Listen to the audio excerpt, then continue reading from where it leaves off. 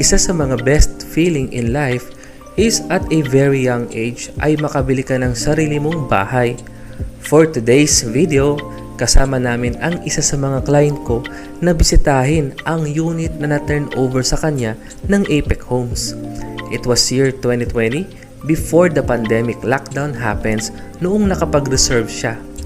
At kung aalalahanin ko ang mga panahon na iyon ay parang kahapon lang nangyari. At fast forward sa kasalukuyan, nandito na kami sa unit na dati lang namin na napag-uusapan at ngayon ay nagkaroon na ng katuparan. Nakaka-inspire siya dahil hindi lahat ng tao ay may kakayahan na simulan sa kahit na maliit na kaparaanan ang mga bagay na nais makamtan. Sa mga client ko na nakapagsimula na, alam ko na kahit malayo pa, pero malayo na.